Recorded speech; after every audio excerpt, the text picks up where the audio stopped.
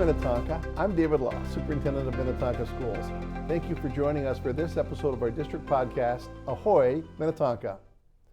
Today, as we wind down the school year, we'll be talking with 3 of our school board members about the board's current focus, the district's progress on board goals, the district's long-term planning process and efforts, and more.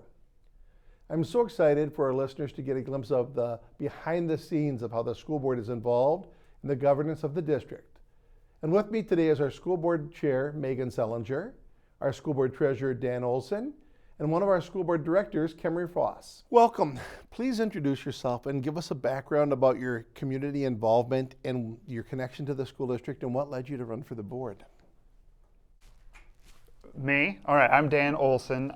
You all know me. But I got involved in the board because I've been involved in local politics. I'm passionate about policy and what local government and people working together can do to shape their community. And I've got twin boys in 6th grade, so it's just really important to me that we continue to work to make sure everything is excellent for the next generation.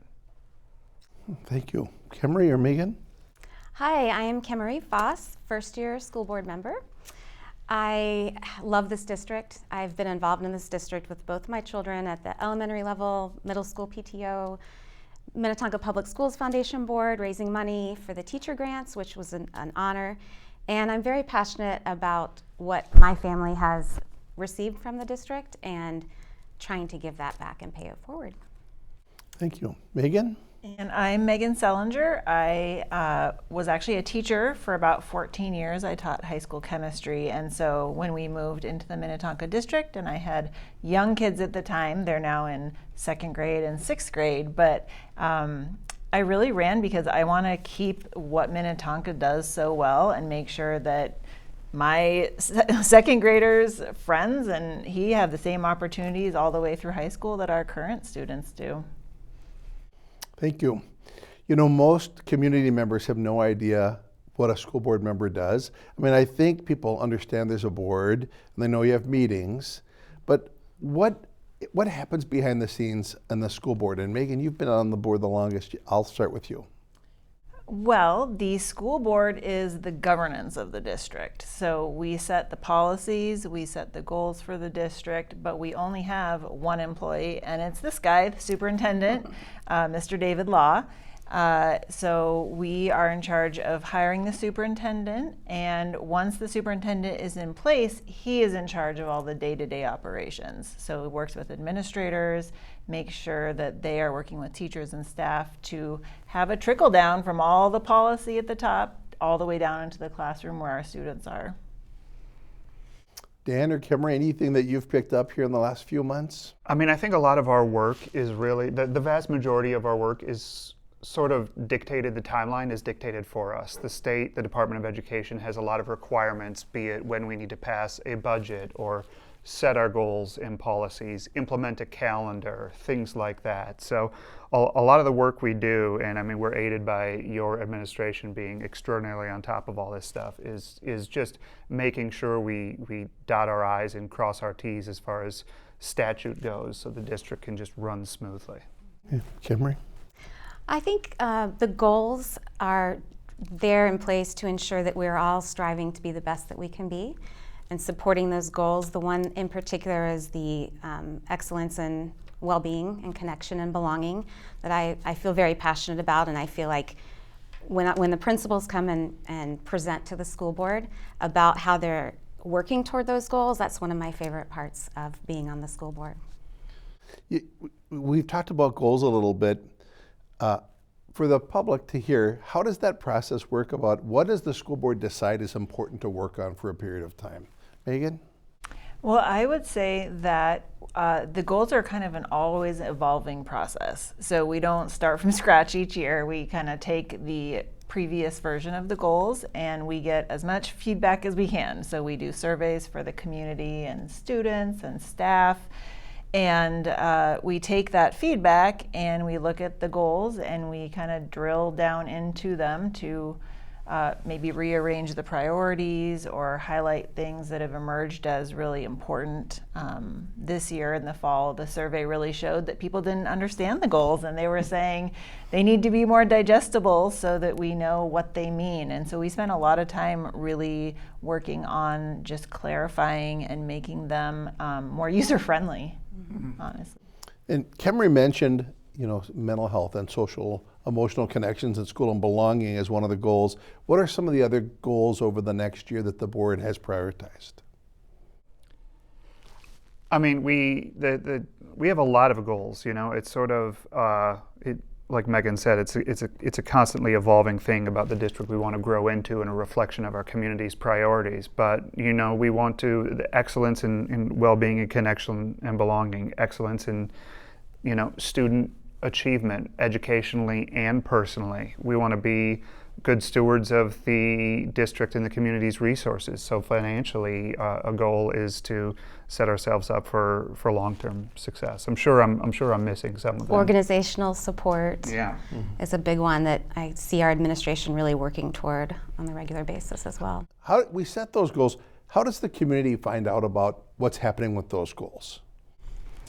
Well, the community can always attend any of our meetings, so our work sessions, our monthly meetings, the agendas, the minutes are all posted on the district website. We try to do a pretty good job of communication. After every school board meeting, an email goes out kind of summarizing the meeting, and usually there are some direct ties to the goals in every single one of those meetings. And I think Mr. Law does a really great job of saying, oh, well, this is tied to the belonging goal, or this is tied to the transparency around organizational leadership, which is another thing that we've really been working on as a board, being more accessible and being more out in the community, and so that the community does know how we're getting to the places that we get. Good. Well, Dan and Kemerie, you've been on the board since January. What are some pleasant surprises? What are some of the biggest things that you have learned about? What is better than you expected? The entire process is really rewarding. Like from running for the office up to getting elected and being sworn in. Like I've never felt as connected to my community and found such a big community of people as I did going through that process and running for this position. And it's the biggest relief, and I think the thing I'm the most proud of is like we've got as a board, I think are a fantastic collaborative group of adults who want to be responsible, who want to get the work done, and want to put our personal feelings aside so that we're doing what's best for the kids and enabling you and your staff to just keep this running smoothly so the kids and the teachers have what they need. I agree with that. I really like these people. It's been really, it's fun to make new working relationships, and I think we do have a really good way of collaborating together. One of my favorite parts so far, in addition to all of the review of documents and financial learning that I've been trying to digest, is I really enjoy and embrace going into the schools and the special recognitions that have been going on for May, going to the plays, seeing the dedication that the teachers really have to ensure the excellence for their students has just been very inspiring. So I really love going into the schools, so I'm always the first one to volunteer to do that. Yeah, and it is fun. Now, Meghan, you've held a variety of leadership positions on the board. How does it differ from being a director on the board to a chair or a vice chair? What's the difference in responsibility? Well, I'm in my third year now. In my first year, I was a director, and there was a lot of learning going on. There was attending the MSBA trainings to learn how to be a board member. There was just interacting with the other board members to kind of get a feel for how things are run, both at the actual meetings and kind of between the meetings, and what the sequence of stuff that goes on is.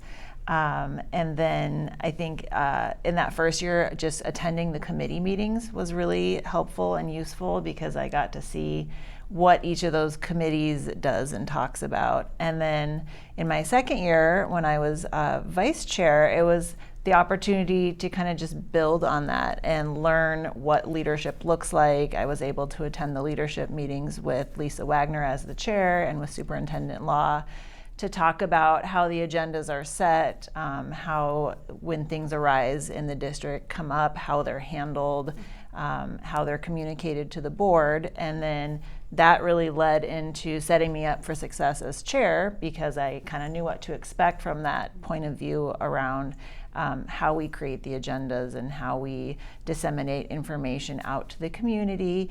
And then as the chair, there's just the additional little pieces of like when emails come into the board, I work to create a response, whether it's doing some research on it or running it by Superintendent Law, just to make sure that my responses on behalf of the board, because I am representing all 7 members of the board and not just myself, are appropriate to what that person is reaching out about. One of the things that you mentioned that the public might not be aware of is the board has a variety of committees that serve the district. What are some of the committees you're on and what do they do? Dan? Very exciting committees like other post-employment benefits. Or well, I'm on the finance committee because I'm the treasurer on the board, and I actually find that very interesting because what we do on the finance committee is we review the district's budget. We talk with Executive Director of Finance Paul Bourgeois and work with the committee. And the way I know not everyone's into budgets and things like that, but if you really think about it, like a budget and the way a district or any institution spends money is a reflection of its values. And so it's important to have a group of dedicated, smart people looking at the budget through the lens of our goals so that we make sure our dollars are working to achieve what we want this district to be. Kemerie, what committees are you on? I am proud to be on the Minnetonka Public Schools Foundation Committee, which raises money for teacher grants, and I was on that board for a few years as well, so that's really fun, and as well as the MCE Advisory Council, so the community education. Okay. And Meghan? This year I'm on the Teaching and Learning Committee, which is totally in my wheelhouse as a former teacher. So it's kind of fun because I get to step into a bit of both sides of that conversation.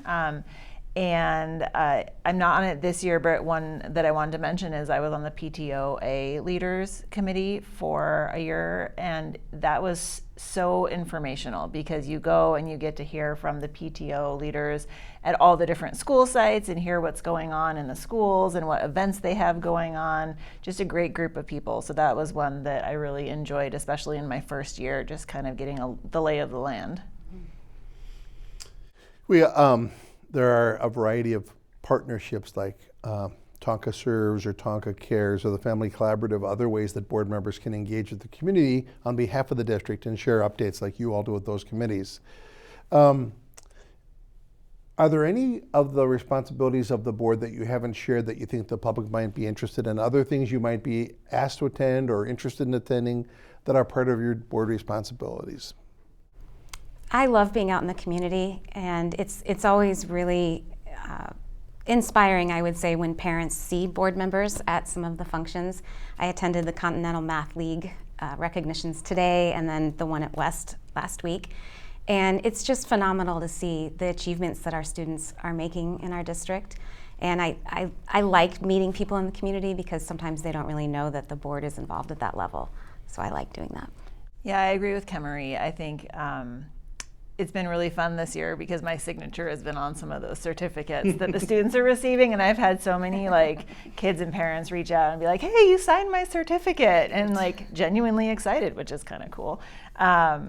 And then also I think just being a parent of younger kids who are doing all these sports and things, I think I also end up kind of playing a board role at times, even just in that informal way, because people will come up and ask a question that maybe they wouldn't have wanted to craft an email about it, but because I'm there and accessible, then they can just ask in the moment. And so I try to be really, responsive and thoughtful about those just little interactions too that are not official but useful for people. I mean, I think that's the accessibility is the thing that really stands out to me. It's kind of like, it's not an always on position, but it kind of is. You kind of want to have your personal door open to anybody in the community so they can reach out to you and you can grab a coffee or sit down with somebody and hear about what's on their mind. And that's sort of what I look at a lot of our responsibility as, is just being available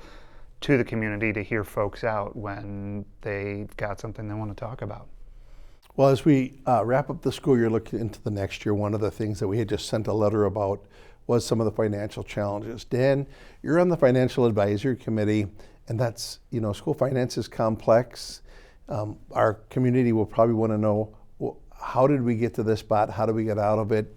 Is there a 1-minute summary you can give on that message? Well, yeah, I mean, I'm nowhere near the expert that Paul Bourgeois is, obviously, but school finance is complex, and we're sort of in a situation not of our own making, and we're not by any means alone in the metro or the state. I think districts, especially in the metro but statewide, are facing budget challenges, some of them in the tens of millions of dollars, and a lot of that has to do with the fact that as supportive as our legislature is of public education, as much as it values it, a lot of times the funding dedicated by our legislature to education just doesn't keep pace with inflation, doesn't keep pace with teacher and professional contracts and things like that. So there's only so much we can do to stay ahead of that until we inevitably find ourselves in a budget deficit place like we are now. So